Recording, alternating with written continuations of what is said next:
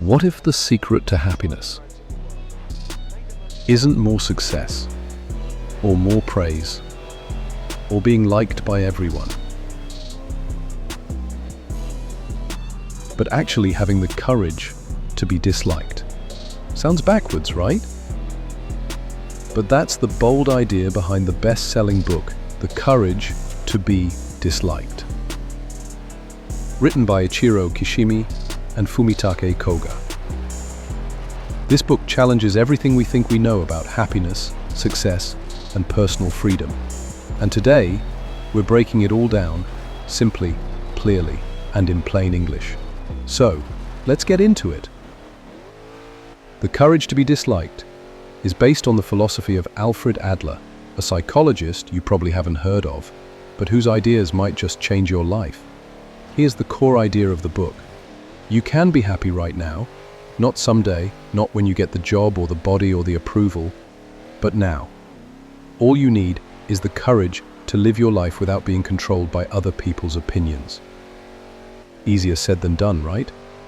But this isn't about becoming rude or ignoring people. It's about freeing yourself from the need to be liked by everyone. It's about choosing authenticity over approval. Here's one of the most powerful lessons from the book.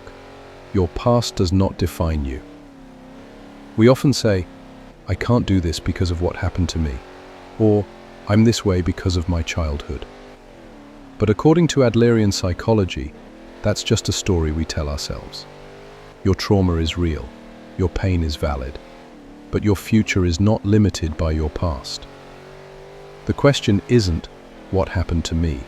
It's, what do I want to do now? You are not your history.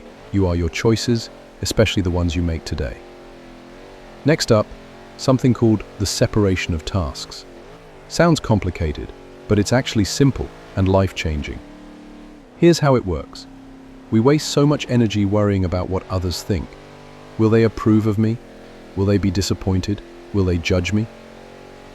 But Adler says, ask yourself, whose task is this?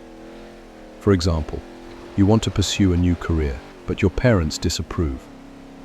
Their disappointment? That's their task. Your task is to decide what kind of life you want to live. When you clearly separate what belongs to you and what belongs to others, you set yourself free. You stop carrying emotional weight that isn't yours. Another idea from the book, that happiness doesn't come from being better than others. It comes from contributing to others.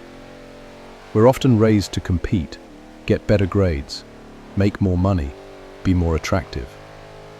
But Adler believed, you don't need to beat anyone. You just need to be useful, in your own way. That could be helping a friend, raising a child, creating something meaningful, even being kind to a stranger. Now, here's the part that scares people.